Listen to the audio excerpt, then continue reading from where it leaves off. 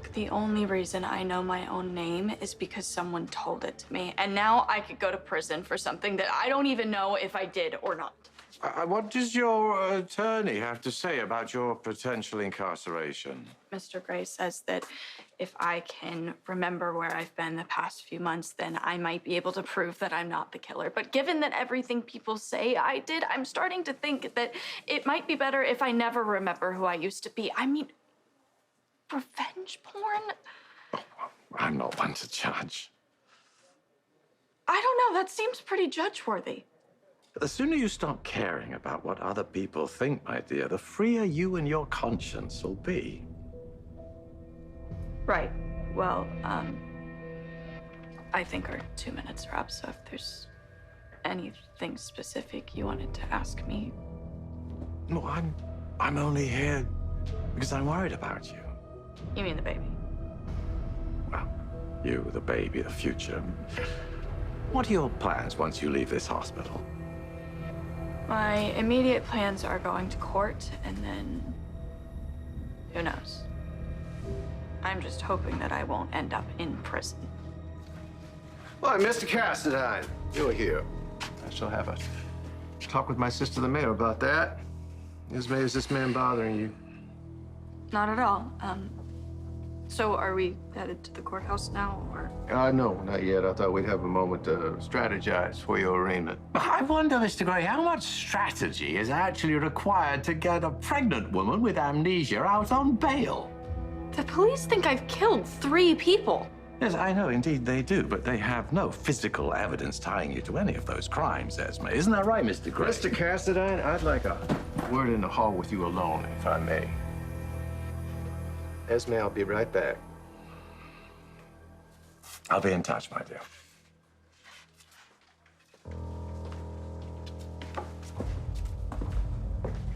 Mr. Cassadine, what do you want? I am merely looking out for my family, Mr. Gray. Esme is the mother of my great niece or nephew, and as such, I want to do anything I can to help her. Well, if that's the case, then why don't you just stay away?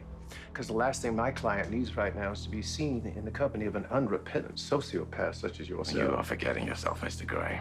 Well, you're just gonna have to forgive me. Fact is, I might remember my manners better if I wasn't worried sick about my poor Lucy. Actually, between you and me, I'm concerned I might not be doing my best by my clients because I haven't been able to think straight since Lucy disappeared. You mean since Anna Devane shot Lucy? Well, no, that's the thing, isn't it? They never did find Lucy's body. Just like your nephew. Twice. Imagine that. And while hope remains alive, the uncertainty that I may never see Lucy again, well, that does no one any good, does it? Least of all my clients. Why don't you speak plainly, Mr. Gray? How do you think the fate of the unfortunate Miss Coe has anything to do with Esme Prince? I'm afraid if I can't focus on Esme's case, that poor girl's gonna wind up having her baby behind bars in Pentonville.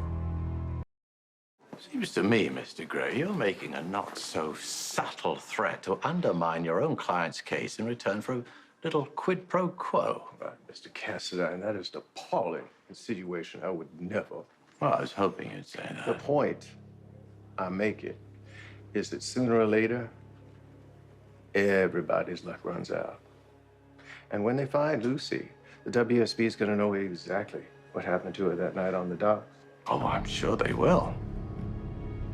If they find her. Well, here's hoping. Now, if you'll excuse me, I really must be getting to court. You know, there's one thing we can agree on, Mr. Cassadine. Behooves us all to do everything we can to see justice served.